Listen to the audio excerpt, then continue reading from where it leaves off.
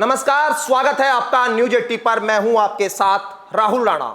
दोस्तों, लोकसभा का चुनाव यहां बीजेपी को जिस तरह से उत्तर प्रदेश में हार मिली और उसके बाद से समीक्षा का दौर लगातार जारी है। बीजेपी अपनी समीक्षा कर रही है, बीजेपी इस हार के कारणों को समझने और जानने की कोशिश कर रही है, लेकिन अब इसका जो साइड इफेक्ट है वो शामली पश्चिम उत्तर प्रदेश में दिखाई देने लगा है। पश्चिम उत्तर प्रदेश के शामली में इस वक्त बीजेपी नेताओं के बीच में पूरा जबरदस्त तरीके से जोर आजमाइश का खेल शुरू हो गया है। जो प्रदीप चौधरी लोकसभा में चुनाव हारे तो यह कहा जा रहा है कि बड़ा भीतरघात भारतीय जनता पार्टी के नेताओं ने उनके साथ कर दिया।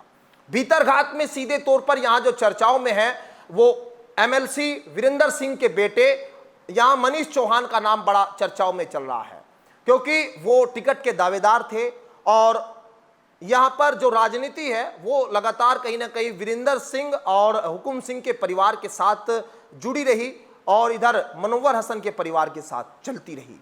लेकिन अब पिछले चुनाव में जिस तरह से यहां प्रदीप चौधरी सांसद बनकर चुने गए थे, उसके बाद से साइड लाइन धीरे धीरे ये राजनीति हुकुम सिंह के परिवार की हुई। अब धीरे धीरे जो है वो कहीं ना कहीं पीछे जाते हुए दिखाई दिए तो वीरेंद्र सिंह के परिवार की राजनीति।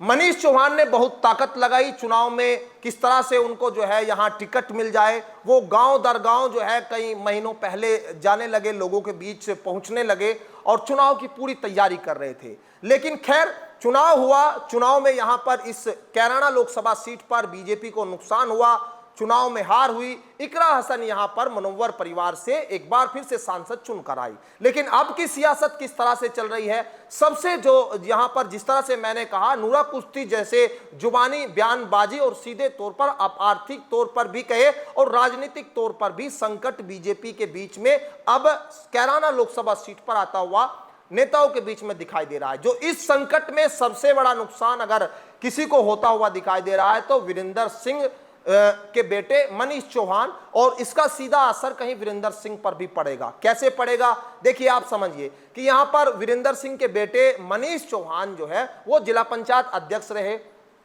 अब जिला पंचायत अध्यक्ष यहां पर मधु सिंह नाम की एक लेडी है जो गुजर परिवार की बहू है और एससी से आती है, और सीधे तौर पर अब जब ये सीट जो है जिला पंचायत की एससी में गई थी तो मधु को यहां जिला पंचायत अध्यक्ष बनाया था और उस सीट पर वार्ड नंबर 13 से जहां पर मनीष चौहान जीतते रहे उस सीट से वो सामान्य में चुनाव लड़ी और वो चुनाव जो है वो जीत कर आई। तो सीधे तौर पर यहां मनीष चौहान की उनको पूरा सपोर्ट और समर्थन था। एक तरह से लोग ये कह रहे थे कि मनीष चौहान ने इनको डमी कैंडिडेट के तौर पर यहां मधु को उतारा है, राजनीति यहां जिला पंचायत की अब वो मनीष चौहान करेंगे।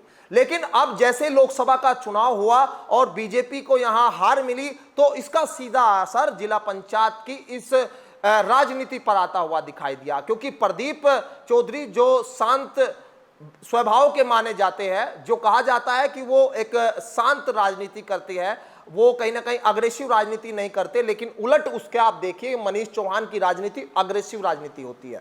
वो अपने हर मुद्दों पर बयान पर जो है अग्रेसिव तरीके से रखते हैं और उसको उठाते हैं, उसी से उनका जो है यहाँ क्षेत्र में लोग उनको पसंद करते हैं। अब सीधे तौर पर अब तब दोनों नेताओं के बीच में यहाँ पर अब ये लड़ाई है वो अब एक दूसरे को नीचा दिखाने की आ गई है। बीजेपी में यहाँ वीरेंद्र सिंह एमएलसी है, उनके पिताजी, और उन्हीं के इस इलाके में यहाँ इकरा हसन चुनाव जीती तो ये कहा जाने लगा बीजेपी की ओर से, प्रदीप चौधरी की ओर से आरोप लगाए गए कि यहां वीरेंद्र सिंह ने इकरा हसन को वोट दिलवा दिए, मनीष चौहान ने जो है वो यहां उनको वोट दिलवा दिए, तो बीजेपी चुनाव हार गई।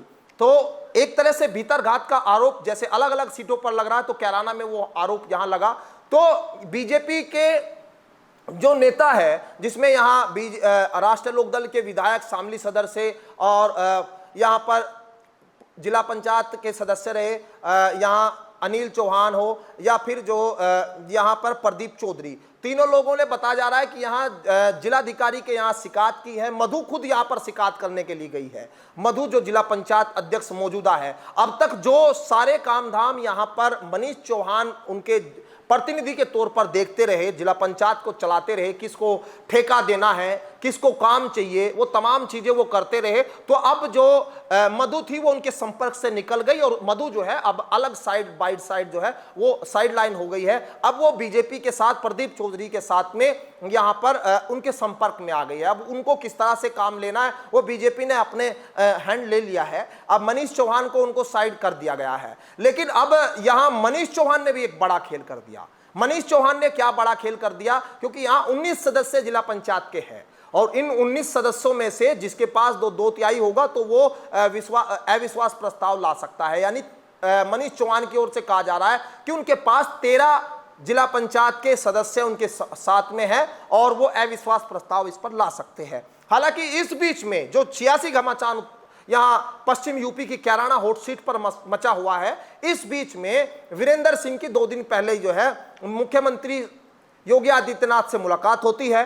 उनकी मुलाकात की तस्वीर जो है वो खुद मुख्यमंत्री कार्यालय से भेजी सोशल मीडिया पर डाली जाती है, पोस्ट की जाती है, जिसकी जानकारी जब मिलती है तो ये सियासी घमासान को खत्म करने के लिए, क्योंकि जो सबसे बड़ा अगर ऐसा होता है कि यहाँ मनीष चौहान 13 अपने सदस्यों के साथ में अविश्वास प्रस्ताव जो है वो लेकर आ जाते हैं तो राजनीति पर सीधा फर्क जो है उनके पिताजी की भी पड़ेगा।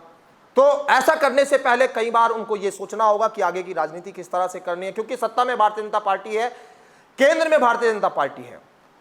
अब किस तरह से यहां पर इस मनमुटाव को खत्म किया जाए उसको लेकर यह मंथन अब बीजेपी के अंदर भी चल रहा है। लेकिन हार का ठीकरा किसके सर फोड़ा जाए, हर एक सीट पर जो सबसे बड़ा सवाल है वो ये बना हुआ है कि आखिर हार का ठीकरा किसके सिर पर फोड़ा जाए। वो हार का ठीकरा यहां पर कैराना में मनीष चौहान के सर पर फोड़ने की तैयारी, यहां पर वीरेंद्र सिंह के सर पर फोड़ने की तैयारी। अब हालांकि जो रिपोर्ट इंटरनली निकल कर आई है, आगे आने वाले चुनाव में टिकट को लेकर जब सबसे बड़ी दावेदारी यहां पर कर सकते थे मनीष चौहान, उनके लिए वो सबसे बड़ा संकट। जिस तरह से अब इंटरनल बीजेपी की जो सर्वे हुआ है, रिपोर्ट आई है, उसमें यह कहा जा रहा है कि 100 से ज्यादा जो मौजूदा विधायक है उनके टिकट कटेंगे, वो क्योंकि उन्होंने भीतरघात किया है। और दूसरा यहां जो सबसे बड़ा कारण दिखाई दे रहा है कि यहां पर अब जो मजबूत दावेदार लोकसभा में भी थे मनीष, और आगे आने वाले जब 2027 के चुनाव होंगे तो वहां भी वो दावेदारी जरूर अपनी चाहेंगे, करेंगे, लेकिन उस दावेदारी में फीका पड़ गया क्योंकि ये भीतरघात बड़ा नुकसान। हालांकि मनीष चौहान साफ तौर पर कह रहे हैं कि मैं तो बीजेपी के साथ रहा हूं, बीजेपी के साथ हूं और मैंने चुनाव में बीजेपी का साथ दिया। प्रदीप चौधरी जो यहां पर लगातार चुनाव में अपने प्रचार कर रहे थे वो उनके पास आ ही नहीं, इसलिए वो कम सक्रिय रहे। तो अब बयानबाजी और सियासत, हार का ठीकरा किसके सर फोड़ा जाए, इस पर अब घमासान मचा हुआ है। लेकिन आगे अब राजनीति में किस तरह से जो है ऊंट किस करवट बैठेगा, कौन इस हार का अपने सर जो है जिम्मा लेगा, ये देखना बड़ा दिलचस्प होगा। फिलहाल मेरे साथ इस खास रिपोर्ट में इतना ही। अगर आपको ये खबर अच्छी लगी तो आप इसे लाइक करें, उस वीडियो को शेयर करें। मुझे दीजिए इजाजत, नमस्कार।